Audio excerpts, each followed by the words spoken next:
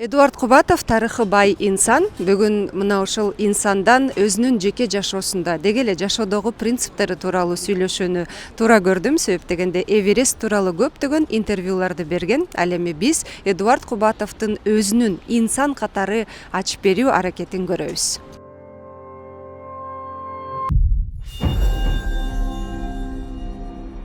Эдуард агай, акыркы жаңылыктарыңыз менен бөлүшүп кетсеңиз алгач эле. Амантур айтып калды, сиз кайсы жакка барып келдиңиз? Анан канча убакыт болду?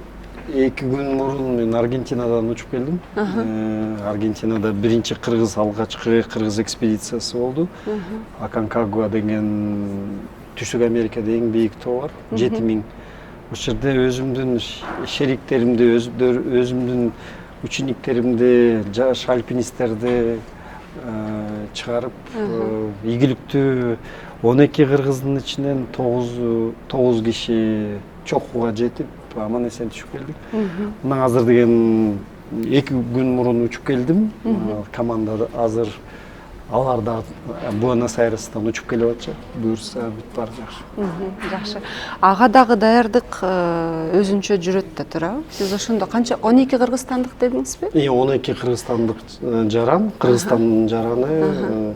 Бул жаш мындай бизнесмендер, ишмерлер, жаратмандар, зыңкыйган кыргыз жигиттер, кыргыз айымдар ошо чогуу менен барып 12 кишиден 9 киши ийгиликтүү чокуга жетти.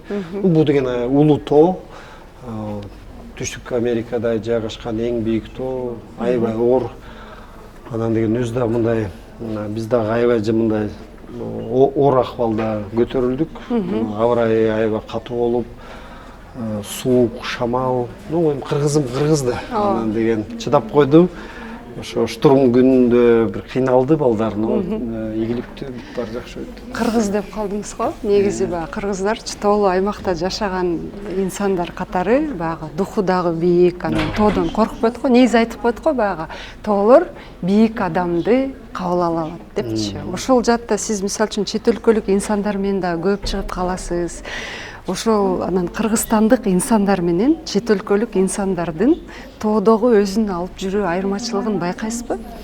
Албетте, эми бул деген мактанган жер болбосун. Кыргызымдын бир эрдиги бар да. Аны деген көп эл деле билет, көп эл может билбейт, но кыргызымдын эрдиги бар да.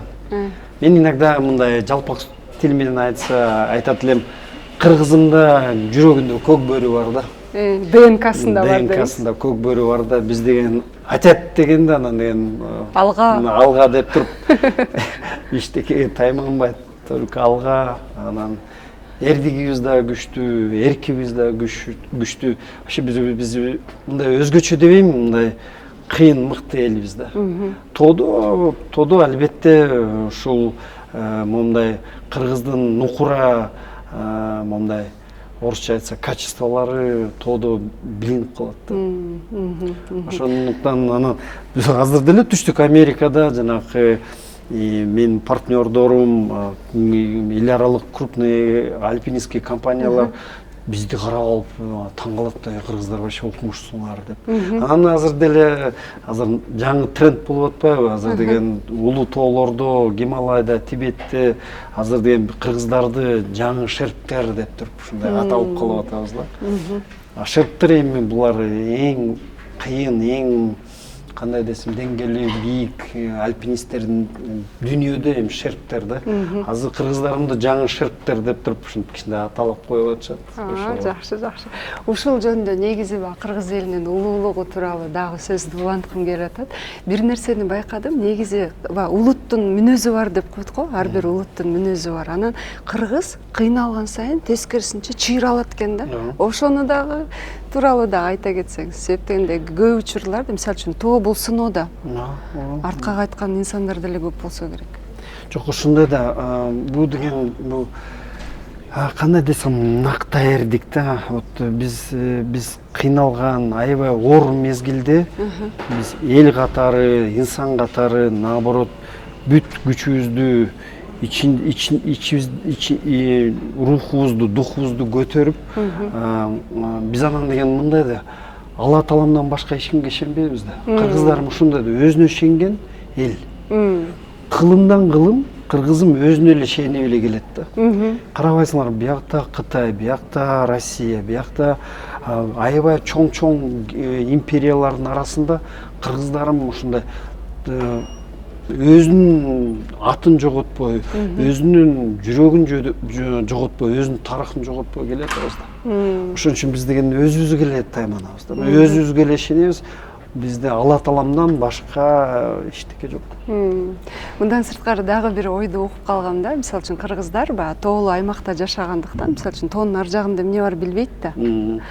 Анан кыргыздарда сөз бар го, кыштан чыгып алсак, тоону ашып алсак депчи. Мисалы үчүн айтат да, казактарда мисалы үчүн айдың эле го, алар көргөн нерсесине гана ишенет депчи. Ал эми кыргыз болсо көрбөгөн нерсесине дагы ишенет. Себеп дегенде жакшы ниет менен алдыга кадам таштайт дейт да. Бул жатты ойуңуз кандай? Ушу тоо деген ушуга себеп да. Потому что тоо деген бул деген эми мындай эми деген чөлдө, жанакы талада сен билесиң эмне болуп атат, көрөсүң.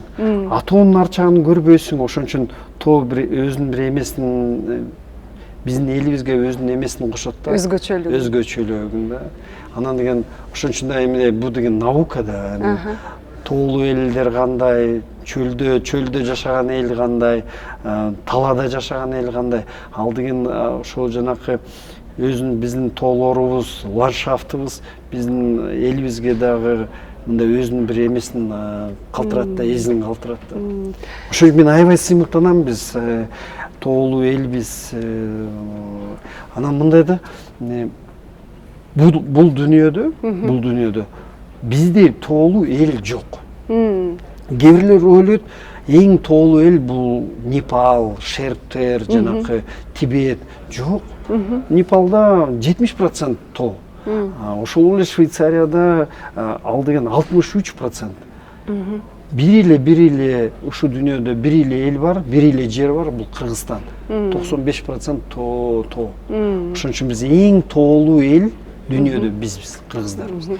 Анан негизи айтып коет го, баягы медалдын эки тарабы бар депчи. Кыргыз кыйынчылыкта, баягы кыйынчылыкта чир алганы менен кыргыздын көйгөйү баары жакшы кезде башталат депчи.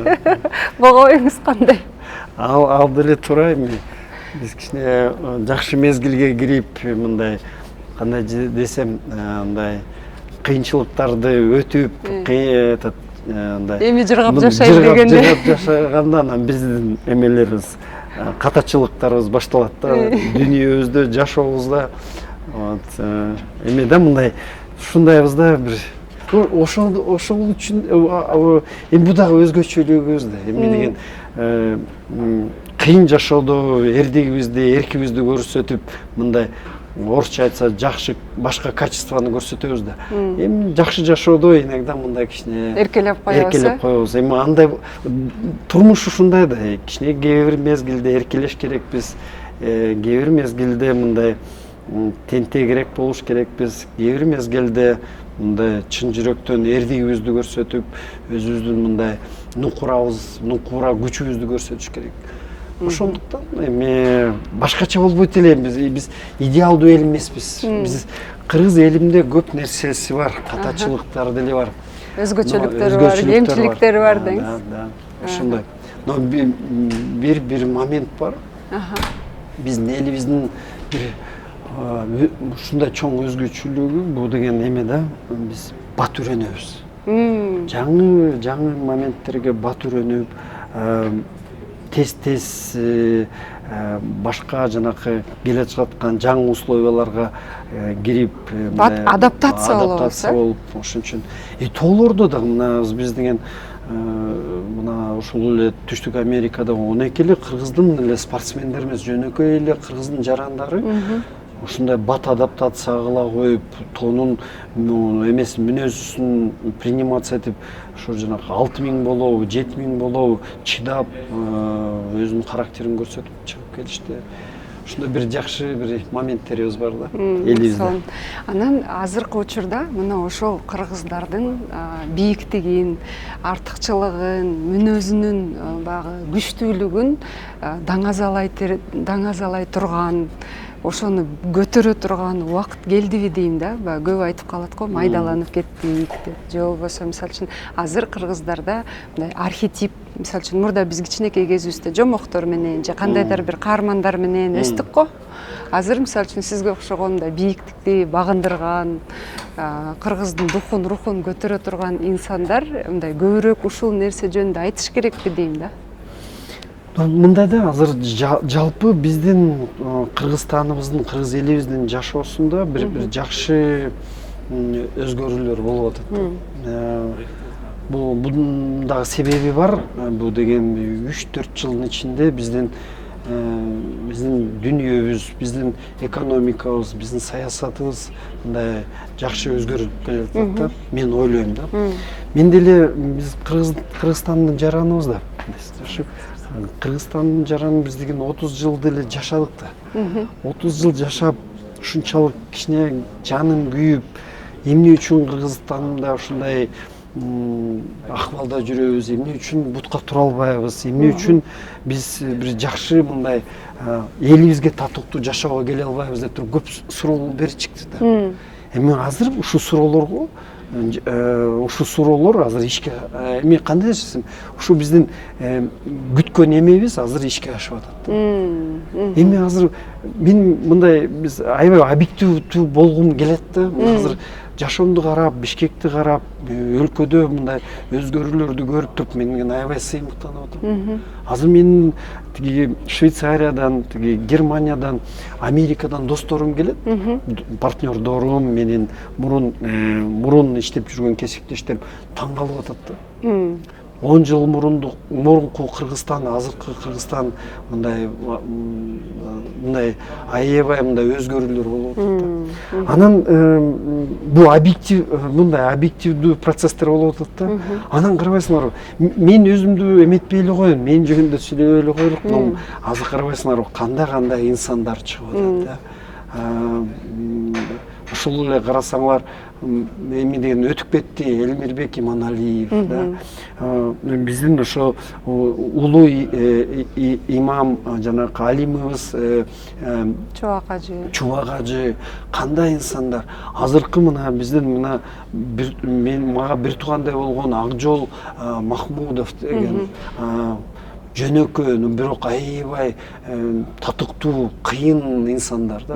Ошол эле Айсулуу Тыныбекова жеке жашоодо дагы бул биздин коомчулугубузда да азыр мыкты инсандар келе атат. Ошол эле ичинде жаратман кишилер, Жумадыл байкебиз бар, бул шоронун негиздөөчүсү.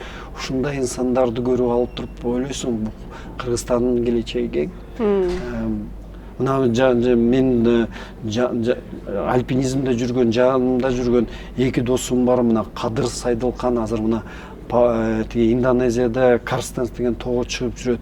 Өзүнүн жашоосу менен, өзүнүн примери менен, өзүнүн жанакы мындай жасап аткан иши менен азыр мындай жаштарга аябай чоң пример болуп атат. Ошондой инсандар көп болсун, кыргыз элим татыктуу ушундай инсандар көбөйсө, жаштарга, особенно жаштарга азыр деген жакшы мындай кандай десем пример болобу.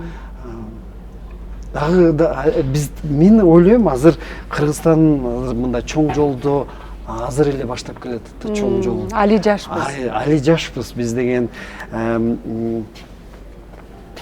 Мен бир Грузияда аябай атактуу бир досум бар да. Эми мурунку министр культуры, өзү академик, айтчы да, Эдуард, грузиндер мына уже карып калган мындай калк, аксакалдар деп. Силер кыргыздар 2000 жыл болсо да, 3000 жыл болсо да силерге, кыргыздарга, силер аябай жашсыңар, күчтүүсүңөр, силер еще келатасыңар деп тур. Анан деген мага айтчы да, мен деген уже биз эми грузиндер карып бараткан аксакалдарбыз, асерген бойго келаткан мындай боз уландарсыңар депчи. 2000 жыл болсо дагы биз жөнүндө айтып атпайбыздар, еще дагы боз улансыздар.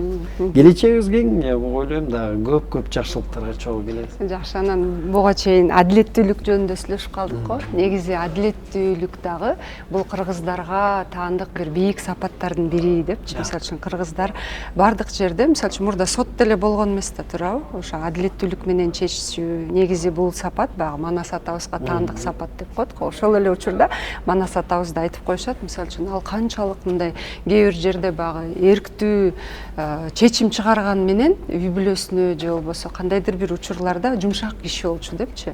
Сиздин кээ бир интервьюларыңызда дагы ошо эки сапатты байкадым да. Бир карасам мындай мүнөзүңүз аркылуу тоону багындырып атасыз, бирок ошол эле учурда мындай жакшы жактарды дагы көп айтат экенсиз да. Мындай негизи эле ушул сапаттарды кантип айкалыштырасыз? Чоң рахмат. Вообще жалпы мындай элим жөнүндө айтсам, эки мындай кыргыз бул эки кыргыздын жашоосунда адилет менен эркиндик болбосо кыргыз жашай албайт. Биз аябай мындай эркин өскөн элбиз. Анан тоолордо өскөнбүз. Биз кээ бирде кыргыздар ушундай болчу, тукумубузга, уругубузга, манапыбызга тарынсак, биз туруп эле эмебизди, боз үйүбүздү чогултуп алып туруп башка тоого же башка башка жерге өтүп кетчүк. Ошо менен деген биздин жашообузда эки нерсе просто бул фундаментальный болчу да. Бул деген биздин эркиндигибиз, экинчиси адилет. Вот ошон үчүн бул биздин турмушубузда аябай адилет болуш керек да. Адилетсиздик болбосо, анда бул элде, бул Кыргызстаныбызда чатак болот да.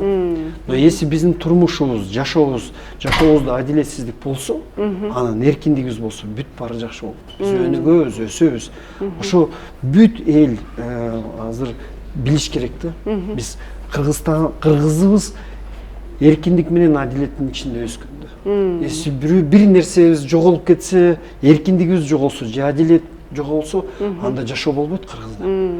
Кыргыз кул болбойт, кул болуп өсө албайт, кул болуп жашай албайт. Ошон үчүн бул деген эң эме да. Мен эми Эверест кичине өзгөрттү да. Мен мурдагы мезгилимде кичине мындай характерим, мүнөзүм кичине мындай катуураак болчу да. Ал деле бирок сиздин биринчи кесибиңизге байланыштуу да. Военный болуп бир 14 жылдай мен улуттук коопсуздук системада чалгындоо, контр чалгындоо система, антитеррордун ичинде иштеп калган үчүн албетте бул деген менин ушу военный системада кызмат кылып жүргөн мезгилимде ушундай характериме мындай эме болгон да. Но Эвересттен кийин мен көп нерсени өзүм жашоомдо өзгөрттүм да. Өзүм жеке жашоомдогу жанагы өзүм жашоом, менин өзүмдүн жашоом аябай өзгөрдү да. Кандай десем, орусча айтса, ценность этой жизни, я по-настоящему почувствовал после Эвереста.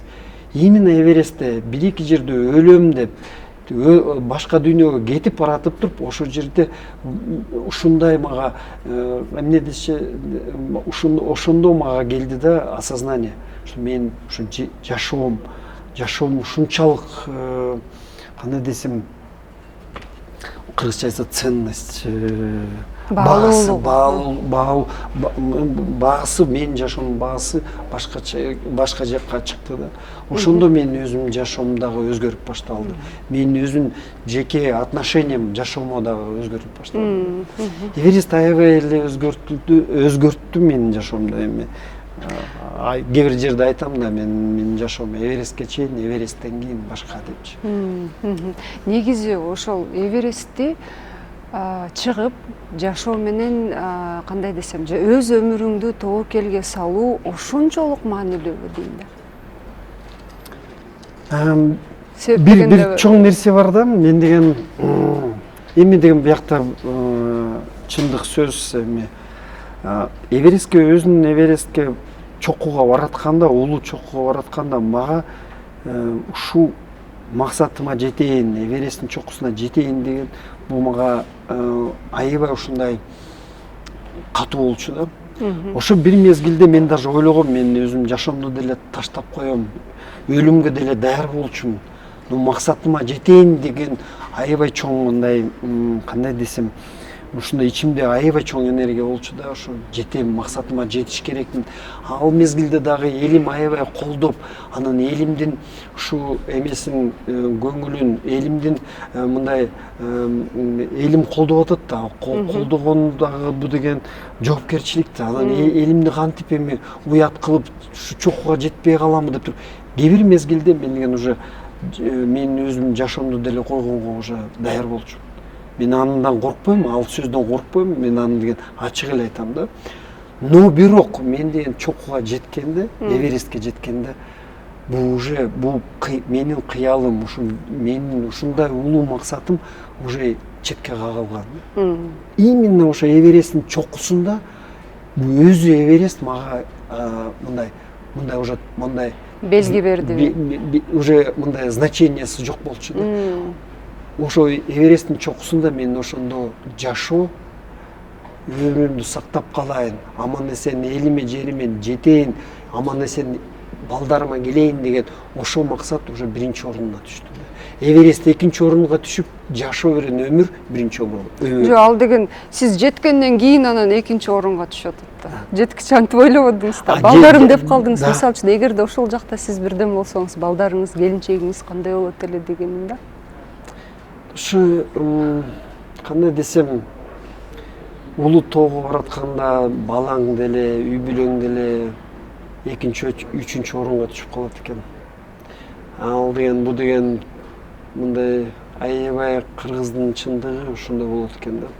Чоң максатка аттанганда, чоң максатка баратканда, чоң кыялга баратканда, даже эң жакын кишилериң, балдарың, үй бүлөң четке кагылып калат экен да.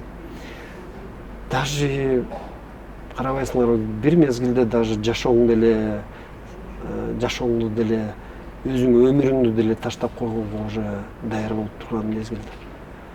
Но Эвересттин чокусуна жеткенде, жеңишке жеткенде, ушул кыял, ушул максат экинчи, үчүнчү планга кетип, ошондо анан деген балаңды, үй бүлөңдү, жашооңду, өмүрүңдү эстеп баштайт экенсиң. Но бу деген эми деген улуу тоолордогу чындыкта. Сиз менен тоодогу болгон мамилекенде ортоңуздар да. Ушундай бир момент бар да.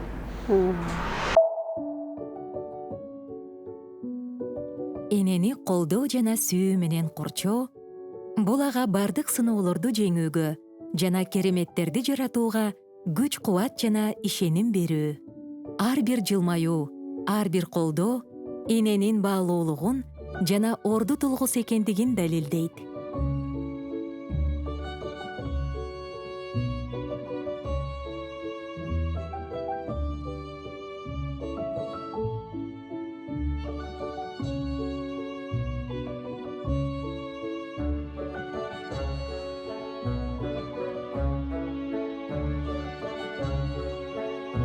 Балага да, энеге да кам көрүүгө болгон чын жүрөктөн каалоо бул бекем үй бүлөнүн жана үйдөгү ар бир адамдын бактысынын негизи. Уан жал аяктары, бактылуу эне, бактылуу бөбөк. Сиз аркалаган, негизи айтып койдук го баягы, азыр убакыт аябай бат өтүп калды депчи. Мисалы үчүн анын үстүндө кээ бир нерселер дагы аябай бат болот. Мисалы үчүн мурда инсандар кайсы бир тепкичке жетиш үчүн 40 жылдык өмүрүн бир кесипке арнап койгон учурлар болгон. Азыр мисалы үчүн кээ бир жаштар деле аз учурда, аз убакытта, мисалы үчүн 20-25 жашында чоң ийгиликтерди жараткан инсандар бар да. Анан сиздин жашоого сар эсеп салсак, кайсы кесипти аркалабаңыз максималдуу түрдө туу чокусуна жеткенге аракет кылыптырсыз да. Бул алгач мүнөзүңүздөн да. Кандай десем, мен азыр мен өзүмдүн жеке жашоомдо 3-этабымды өтүп атам. Но мен жашаганда биз билбейбиз да. Эми жаратканын билсе эле билет, биз билбейбиз да биздин жашообуз кандай болот. Эми мен биринчи этап мен жашоомдо биринчи чоң этап бул деген аскер системада иштедим да. Улуттук коопсуздук системада мурун Москвада Академия внешне чалгындоо академиясын бүтүп, анан Афганистан, Иранда кызмат кылып, ошондо мен ойлогом да, менин жашоом ушу менен өтөт. Ушу менин кесибим, ушу менин аскер системада бул мен жашоом ушу аскер системада өтөт деп туруп, мен ошон үчүн жакшы эле аракет кылгам. Өзүм кызматымда бир максималдуу бир деңгээлге чыгарайын депчи. Анан карабайсыңарбы, биз ойлойбуз, но жаратканым кылат да. Анан деген бир мезгилде 2004-жылы ушундай көп объективдүү, субъективдүү причина боюнча мен деген кызматтан, улуттук коопсуздук кызматтан кетип, анан эл аралык бизнеске кеттим да. Ошого чейин бир моментте тактап кетким келип атат да. Негизи азыр мисалы үчүн коомдо коучтар, психологдор аябай көп го. Анан ошол инсандарга барып көбү баягы ата-энелерин проработка кылып атышпайбы? Мисалы үчүн кээ учурда. Мисалы үчүн мен бул кесипти каалаган эмесмин, мени ата-энем кыйнап берип койгон, же болбосо мен муну кылбайт элем, ата-энем минтип койгон депчи. Сиз бул кесипти, аскердик кесипти деле мисалы үчүн өзүңүз тандаган кесип эмес экен да. Буну мисалы үчүн ошол кезде мүмкүнчүлүктүн жоктугунан тапшырып калгансызбы? Сиз туура айтып атасыз. Мен деген эми эрте атам каза болуп, энем дагы бир биз эми айылда өскөн үй бүлөбүз да. Энем да аябай кыйын мезгилде бизди эки эркек бала менен калып калды. Күйөөсү каза болуп, ушундай аябай оор мезгил болуп калды. Ошондуктан мен деген школду бүтүрүп атканда эле мен түшүнгөм, университет, институтка мен бара албайм. Менин андай шартым дагы. Балким мен өзүм көңүлүм бар болчу, жакшы деле окуй алат элем, көп нерсе болмок. Но мен билчим, энемдин андай шарты жок деп. Биздин үй бүлөбүздө андай шарты жок. Анан мен деген үй бүлөдө улуу баласы болсом, мен андай жоопкерчиликти ала албайт элем да. Андай деле шартыбыз деле жок болчу. Ошон үчүн мен деген ошол жерде 8-класста эле энеме айткам, мама, капа болбоңуз, бүт баары жакшы болот. Мен деген аскер школ системага кетем. Ошол жерде мага тамак берет, мени кийгизет, жакшы билим берет. Ошо менен бутка туруп алабыз деп туруп, ошондо эле 8-класста энеме айткам. И мен аскер система, аскер жогорку жайга тапшырганым ошо, энеме эле жардам берейин деп, бир тууганыма жардам берейин деп эле, бир ниетим эле ошо. Ушу айылдык турмуштан бутка туруп кичине бир жаңы жашоого келейин деген эле ошол эле турмуш болчу. Ошондуктан, карабайсыңарбы, мен аны каалабай эле ушу аскер системага келип туруп, мен деген анан деген аскер системаны кабыл алдым да. Ошону айтып атам. Ошо аскер системанан мага ушунчалык көп жакшы нерсени берди. Анан уже эл аралык бизнесте жүргөндө аскер системада жанакы Москвада алган академиядагы билим ушунчалык мага жардам берди. Ошо азыркы мен деген мен дагы 14-15 жыл эл аралык бизнес системада жүргөндө менин качеством, менин өзүмдүн сапатым, ошо аскерден келген сапатым бизнеске аябай мындай салымы чоң да. Адатта, мисалы үчүн аскер кызматкерлери, мисалы пенсияга эрте чыгат го, бирок ошондон кийин жашоодо өз ордун таппаган аскер кызматкерлери дагы көп да. Ошондой трагедия бар да. Биздин аскер системанын ошондой бир трагедиясы бар да. Мындай аскер системада инсан аябай өзүн берет, өзүнүн кызматына, эми кызматтагы бул аябай кандай десем благородный профессия да.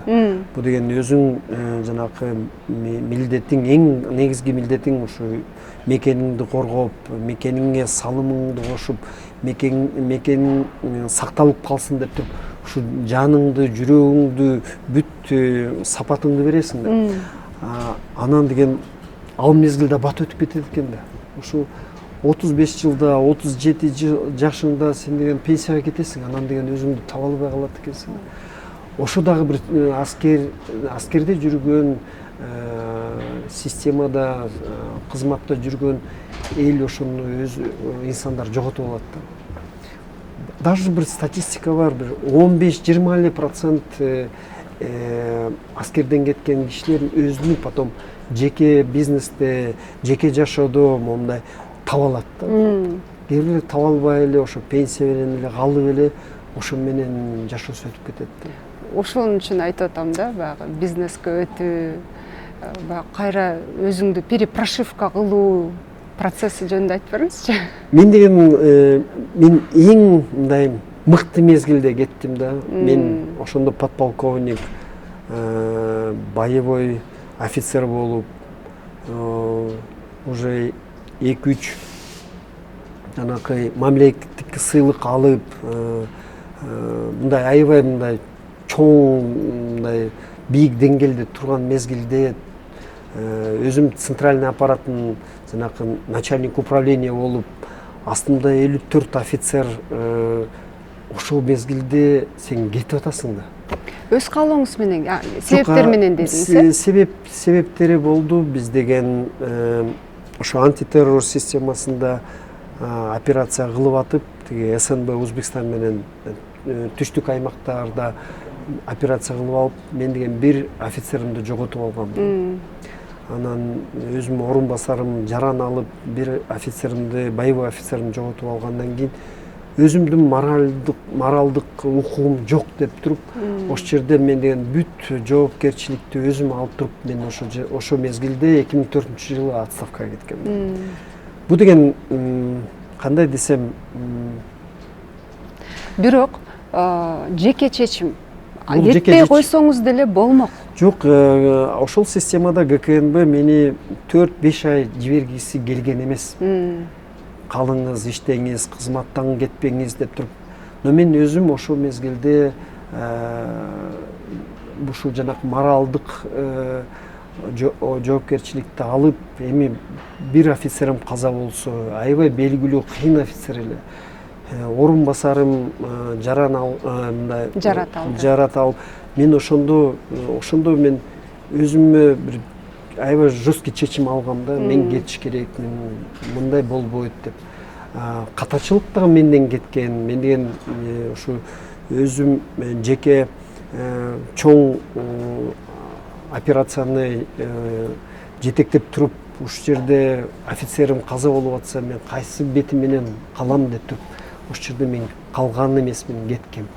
Ошондо да карабайсыңар, мен кеткенде 2004-жылы мен деген даяр эчтеке жок болчу да. Же бизнесим жок, же жеке бир эле кичинекей 3 комнат квартирам бар болчу, анан бүттү мен эле жанакы азыркы сөз менен айтканда нөлдөн баштапсыз да. Мен бизнеске кеткенде нөлдөн эле баштадым. Мен кеткенде мен аракеттендим, жакшы эле аракеттендим. Жаңы иш табайын деп, бир жаңы шарт табайын деп туруп. Но кыргыз бул жанакы мамлекеттик система мага берген эмес да. Мен мындай жол берген эмес да. Ошондо мен деген жарым жыл издеп, аракеттенип, бир мындай аябай оор акыбалда айлам кетип, эмне кылам деп туруп, анан деген өзүм мекенимден жумуш таба албай, Россиядан жумуш табылып атпайбы. Анан ошо Россияга кетип, Россиянын чоң компаниясына жөнөкөй консультант болуп туруп иш баштадым. Анан ошентип бизнестен өсүп баштадым. Кыргызстандын эмес, Орто Азияда эмес, ушу Москвада ишим башталды. Ошол учур сизге обидно болду, себеп дегенде ага чейинки өмүрүңүздө эле сиз кыргыз элине арнагансыз да. Эми карабайсыңар, мен деле азыр деле айтам, мен эң жакшы мезгилимди, эң жакшы мындай кандай десем эң жакшы жылдарымды мекениме арнадым да. Азыр деген мен карап бир да күн, бир да жыл улуттук коопсуздук системада иштеп жүргөндө, кызмат кылып жүргөндө мен бир да күнгө уят эмес, уят кылдырбай иштегем да. Бир да күндү уят кылдырбай иштегем да. Тытынып, жанымды берип иштеп бергем да. Ошондо кеткенде мен бир мезгилде ызалангам. Эми 14 жылымды, эң жакшы жылдарымды, жашымды, жаштыгымды мекениме берип, анан деген мекеним ушундай мага аркасын салып койду деп. Жанакы өзүм энембес, жанакы кандай мачеха кандай Өгөй энедей болуп туруп, мекеним өгөй энедей болуп, мага ошондой болгон момент болгон да. Но мен чыдагам, мен ойлогом, мен билгем, бир мезгили бир убакыт келет, кайра коштошобуз, кайра кубаныч менен мен билгем, мен Россияда боломбу, Азербайжанда боломбу, Тажикстанда, башка проекттерде болом, бир мезгилде келем Кыргызстаныма, анан өзүм жашоомду, өзүм бизнесимди Кыргызстаныма арнайын деген мезгил болгон. Ошондой болгон бир оор акыбал 2004-2005 жылдарда эстесем оор эле. Но ошо мезгилде ошо менин кызматта жүргөн учениктерим, шериктерим, менин жанакы өстүргөн менин жанакы жаш офицерлерим мени колдоп, мени таштабай, мени жардам берген да. Билесиңерби, бир мезгилде мен ушунчалык акыбалым оор эле, үйүмдө тамак акча калган эмес болчу да. Мен ошо жанакы оор мезгилде кандай мындай жакшы буюмдар болгондор мен ломбардка берип, ошо ломбардтан акча алып туруп өзүм мындай жашайын деген, мындай даже нанга, чайга акча жок болгон мезгилдер болчу да. Ошо мезгилде менин жанакы жаш офицерлерим, алар билчи Эдуард Жумакадырович китеп көп окуйт деп туруп, анан деген ошо китеп алып, китептин ичине 1000 сом болобу, 500 сом болобу, 2000 сом болобу таштап туруп китеп алып келчү да. Эдуард байке чыгып коюңуз, биз деген китеп алып келдик. Мен ошо пакетте китеп алчым, китептердин арасында акча болчу да. Мен билмексен кылчым, алар да билмексен кылчу да. Но бир жыл өткөндө мен уже бизнесте аралашып, Москвада акча таап баштаганда, ошо жанакы акырындап кайсы балам, кайсы офицерим мага канча акча алып келди, ошону 10 эсе кылып туруп конвертте салып, Сиз жазып жүрчү элеңиз? Жазып жүрчүмүн, но мен билгизбечимин. Балдарга айтпачымын, эмне кыласыңар, эмне мага эмне салып койдуңар дечимиз. Мен аны дагы айтпачымын, алар дагы мага эчтеке айтпачы да. Ошентип мага деген жарым жылдай менин офицерлерим мага китептин ичинде акча салып туруп мага акча ташычы да. Анан бир жылдан кийин мен деген уже бутка туруп Москвада биринчи чоң акчаларды, биринчи чоң эмеге жеткенде топтоп 10 эсе кылып туруп, анан деген ошо менин деген аябай бир жакшы момент болчу да. Ошо офицерлеримди ресторанга чакырып, ошол жерде өзүмдүн ыраазычылыгымды айтып, анан ошо жаш балдарга ошо конверттерди бергенде таң калган да келди. Эдуард байке, эмне кылганыңыз деп туруп, менге бул менин эмем ыраазычылыгым, менин ушул мезгилде, ошол моментте силердин жардамыңарды унутпайм эч качан деп. Ошондой бир жакшы нерселер болгон менин жашоомдо. Сон. Кыйынчылыкта мындай фильтр дагы болдубу? Мисалы үчүн сиз күтпөгөн инсандардан жардам келип, анан сиз күткөн инсандар тескерисинче бурулуп кеткен учурлар. Негизи кыйын учурларды мындай элек деп койдук го. Ооба, кыйын учур бул деген накта элек. Жалган достор кетет, накта достор калат. Сени сүйгөн, сага шенген кишилер калат.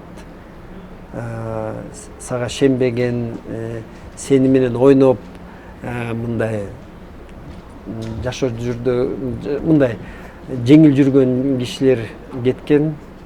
азыркыга чейин ошо достор мени колдоп, мени таштабаган достор азыркыга чейин жанымда жүрүшөт. Сонун. Анан ошону экинчи бөлүк деп коелу, калып жашабызды. Бизнес жаатында канча убакытта ийгиликке жеттиңиз? Мен деген жөнөкөй консультант менен болуп иштеп баштадым. Аябай оор проекттер башталган Тажикстанда, Азербайжанда, анан даже бизнес проекттер Афганистанда. Ошол жерде 2 жылдын ичинде мен жөнөкөй консультанттан уже бир чоң ишкананын генеральный директорунун эмесине жеттим. 2 жылдын ичинде жеттим.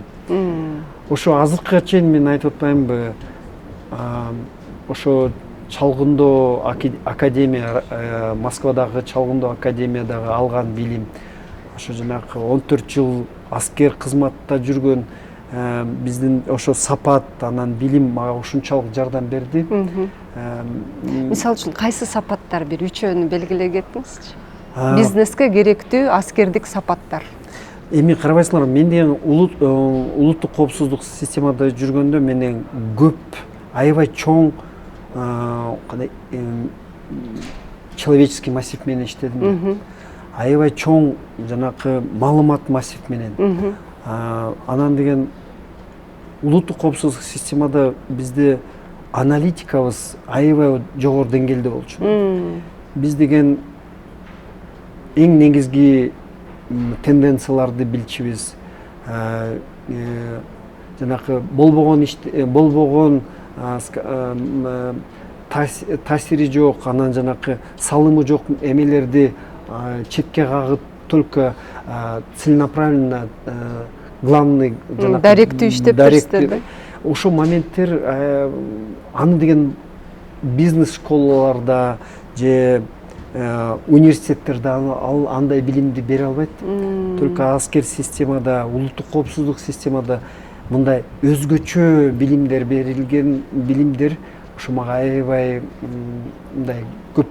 Анан экинчи момент бул дисциплина. Анан биз аябай аскер система аябай мындай единоначале да. Мындай начальник, анан жетекчи, подчиненный, анан система исполнения, ошолор вот это контроль, дисциплина и система управления. Я ее просто аскер системадан бизнеске өткөздүм. Анан деген аябай чоң результаттар башталды. И кайсы тармакта болбойн, кайсы ишкананы жетектебейин, менин акционердерим, менин жанакы үстүмдөн турган жанакы жетекчилер аябай жогору баа берчү да. Аябай требовательный, мындай кээ бир мезгилде мындай мүнөзүм мындай катуураак, но ошол убакытта дагы ишкананы аябай катуу кармап, дисциплина аябай мыкты болчу ошол мезгилде дагы. Ошо эми в конечном итоге чоң мындай кандай десем, чоң максаттарга жеткизди да. Мүнөзүм деп калдыңыз. Бул мүнөз кимден калган?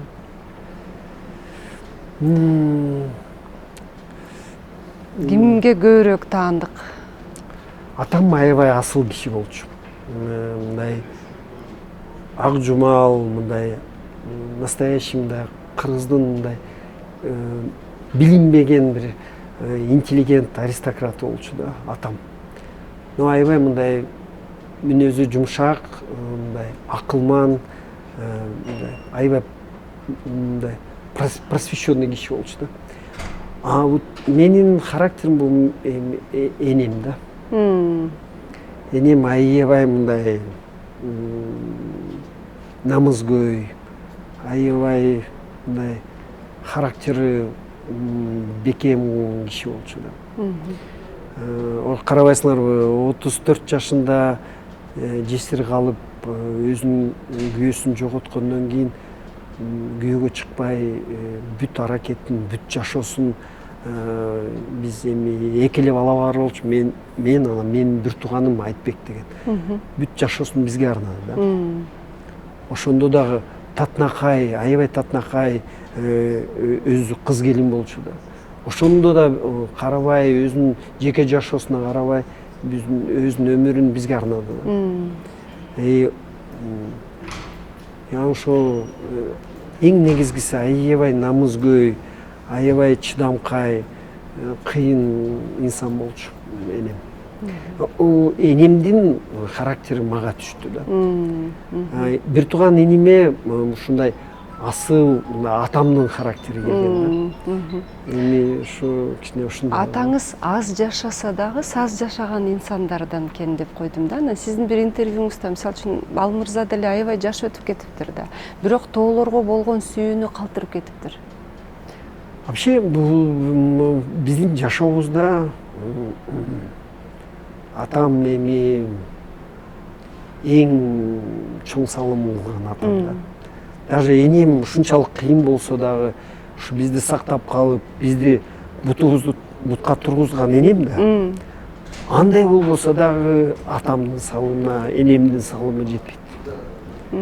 Атам ушу жаш кезибизде ошол эле китеп, ошол эле жашоо, ошол эле биздин кыялыбыз эмне болуш керек, биздин жашообуз кандай болуш керек, биз кандай адам болуш керекпиз. Ошо көп нерсени жаш кезибизде, эми атам 9-10 жашында өтүп кетти. Эми карабайсыңар, биз жап-жаш эле кенедей эле балда ошого карабай атам ушунчалык көп нерсени берди. Менин азыр 53 жашымда туруп ар жакка карасам, менин жашоом бул деген атам. Атамдын салымы. Ошондуктан раматылык энем тарынбайт. Азыр деле ушул жерде айтсам, кандай энемдин салымы көп болбосо, энемдин салымы атамдын салымына жетпейт. Бүт бир тууганыма мага берген азыркы жашообуз бул деген атамдан. Поэтому ошол эле тоолор, ошол эле жаратылыш, ошол эле китептер биз деген айылда өсүп ушунчалык башка деңгээлге көтөрүп берген бул атамды. Сиз өзүңүз кандай атасыз?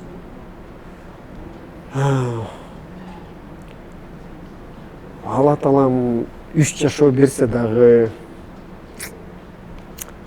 өзүмдүн атама жете албайм.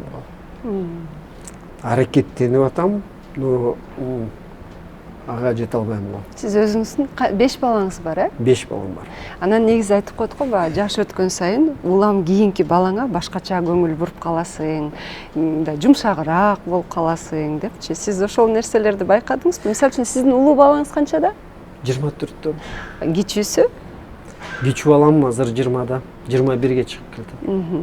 Аларды сиз такыр башкача тарбияласаңыз керек. Ал эми эң негизгиси эми эркек бала бул башка да. Эркек бала бул башка. Менин жашоомдо кызым, мен өмүрүмө кызым келгенде, ошондо мен түшүндүм бала эме экен. Канча жашыңызда келди кыз? Кызым мына кызым 2001 кызым 2007 жылы келди. Ошондо мага 35 жаш болду. 35 жашта мен түшүндүм, бала ушундай болот турбайбы. Эркек бала менен кыз баланын айырмасы аябай чоң да. Кыз менен ата мен мындай кандай десем, кыз бала атаны аялга кандай мамиле кылышты үйрөтөт деп айтат го. Вообще өмүргө дагы, жашоого дагы мындай аябай өзгөрүлүштөр кирди да кыз менен. Кыз көп нерсеге үйрөттү. Кыз менен вообще балалык келди мага. Мен түшүнүп баштадым да балалык эмне. Эми эркек баланы эме деген өзүм кичине мындай жесткийраак болсом, эркек балага деле мындай алар деле, честно говоря, менин өзүмдүн мындай улуу балдарым ушундай эле өстү. В спартанской системе спорт, окуу, анан жакшы деле сөз жок. Мындай азыр деле азыркы мезгилде мен улуу балдарыма, эркек балдарыма ата эмесмин. Ата эмес, ата катары эмес, дос катары болуп атам.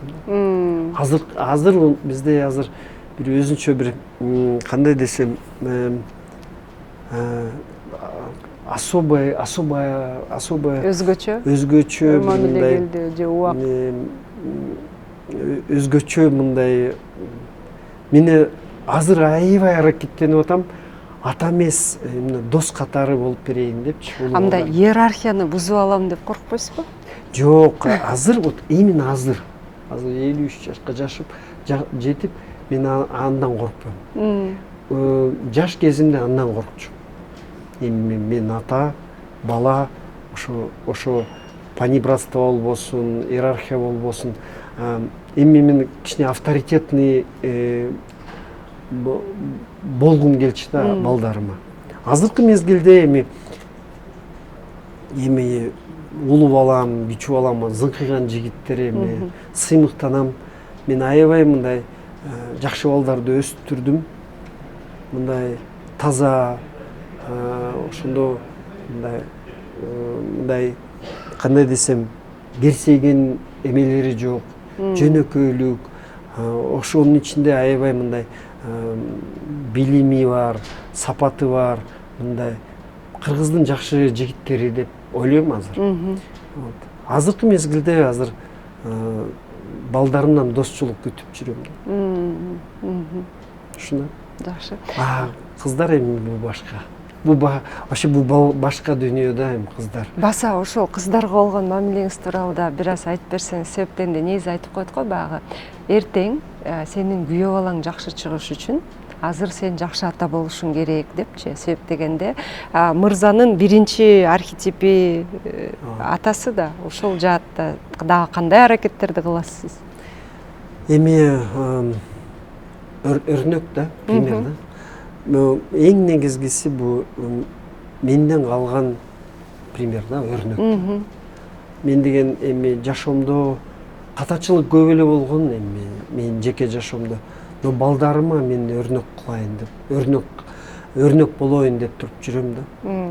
Особенно кыздарыма. Ошон үчүн мен билем эми кыздарымдын өмүрү кандай азыр деген эң жакшы, назик, ушундай мезгил атасы менен, энеси менен да. Мен ушул катуу сүйлөй албайм. Ушу ата катары мындай жүрөгүмдү, жашоомду, өмүрүмдү берем кыздарыма.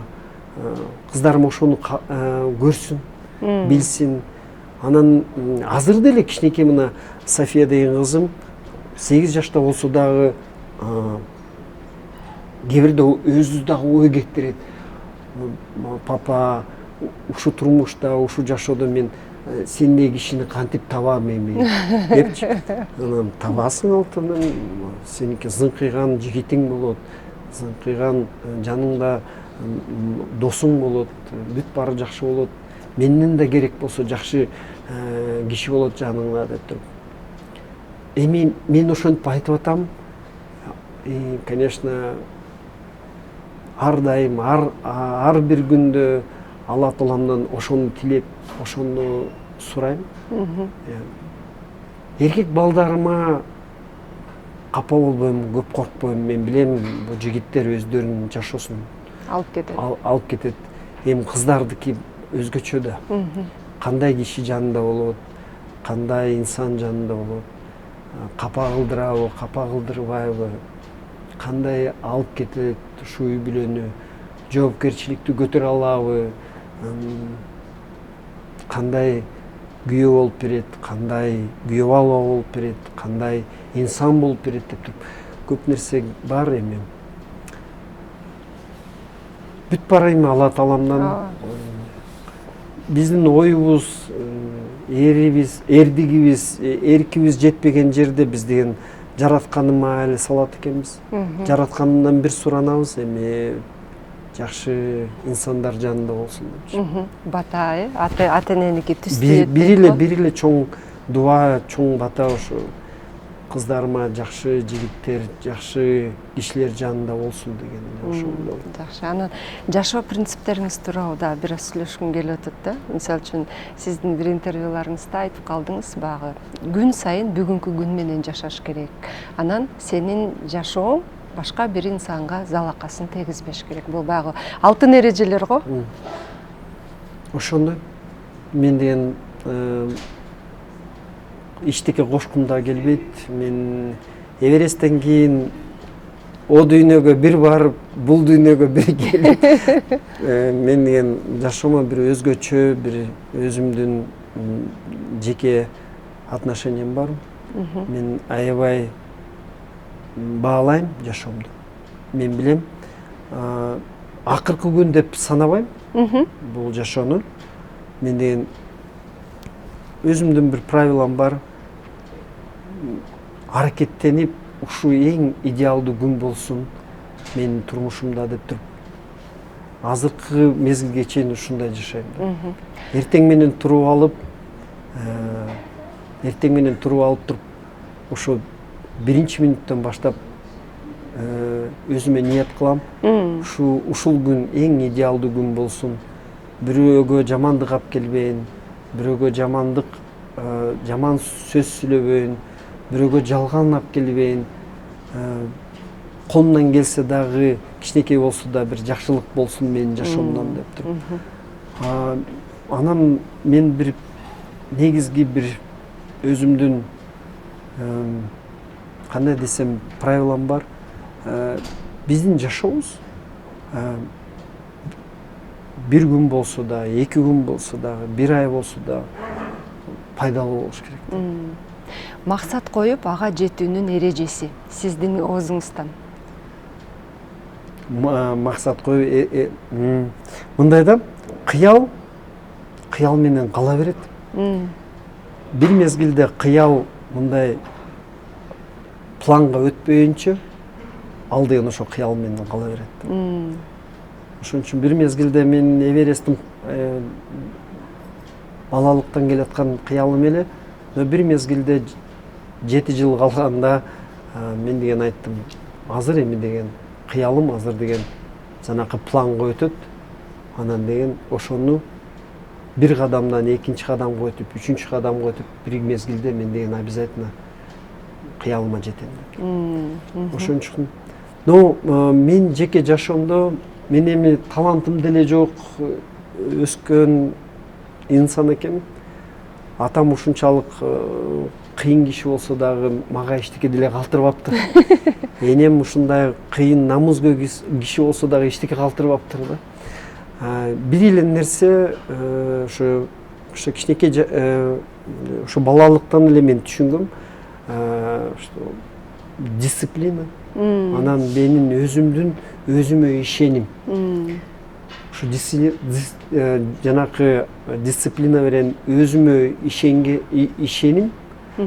Ошо мени бир мезгилде бир чоң кыялыма, чоң максатыма жеткизет деп туруп. Азыркыга чейин ошого ишенем. Ошондой өзүмө ишенип, азыркыга чейин мен жашап жүрөм. Кайсы суроого жооп бергиңиз келет, бирок ал суроону сизден эч ким сурабайт?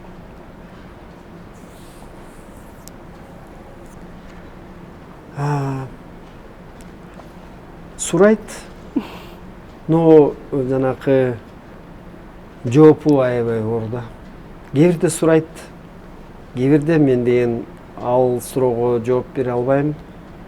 Кээ бирде жооп бере алам. Ал кайсы суроо?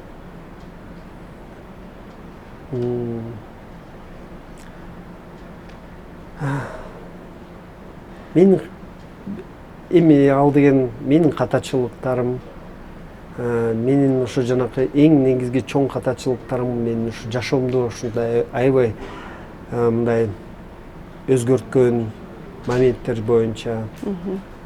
Экинчи суроо ал деген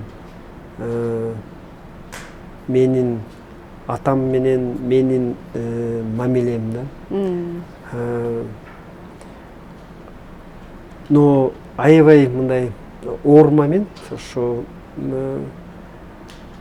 атам менен менин мамилем мен азыркыга чейин атама таарынам да.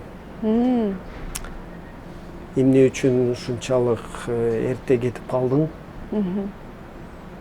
Эмне үчүн ушундай бизди таштап кеттиң?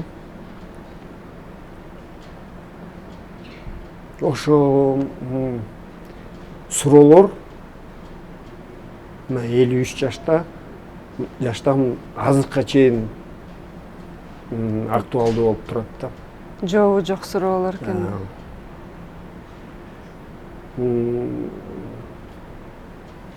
Кээ бир моментте мен атамды түшүнөм.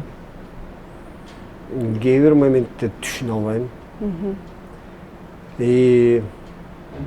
Ушу менин өтүп кеткен атама суроолорум дагы эле бар да. Эмне үчүн деп. Бирок бул менин тагдырым. Ушул суроолорду мен өзүмө берем. Но бул суроолорго тилекке каршы ответтери жок. Ошол эле да. Мен аны ачык жерге бир жерде айтпайм. Но бул деген менин өзүм жеке сырым болуп бул жашоодо кала берет. Ошол. Эң чоң жетишкендигим деп эмнени эсептейсиз?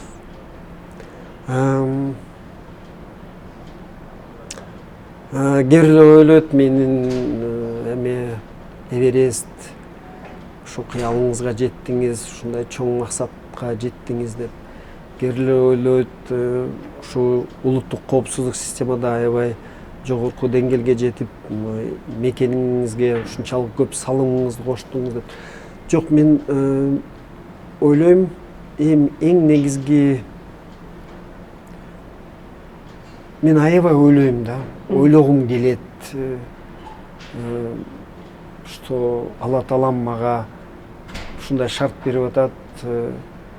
Ушу иногда ойлогум келет, что мен жакшы инсанмын. Жакшы өрнөк болом ушу жаштарга. Ишенгим келет, что мен жакшы инсанмын.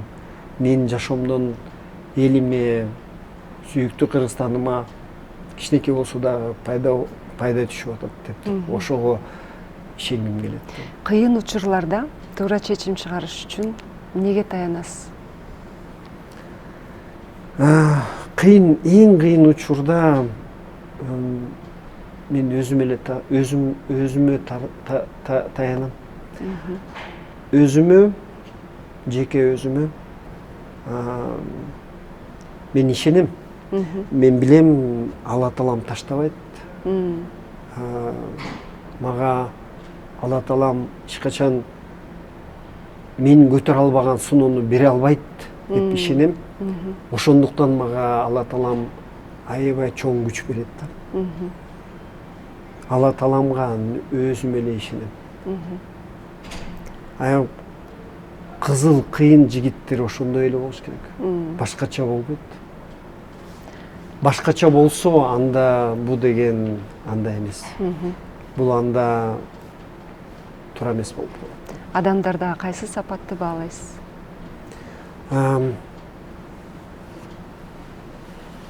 Понятно, мен деген альпинизм ушундай оор, аябай, иногда мен өзүм дагы таң калам, аябай оор спорт.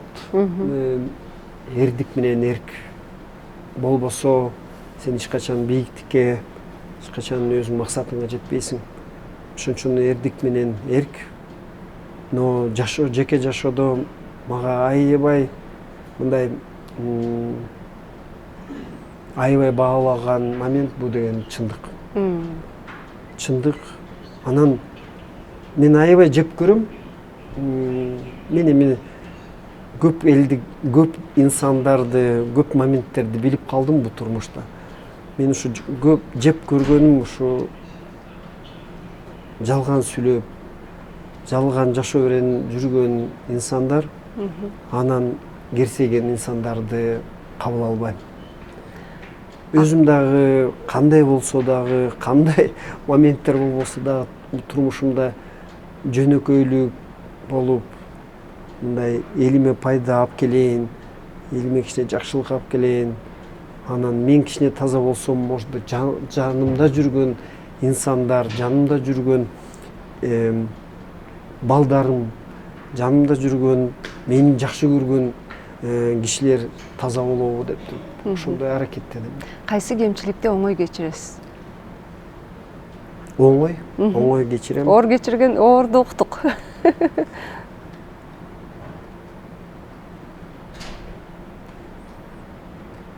Мен мындай да, кандай айтсам,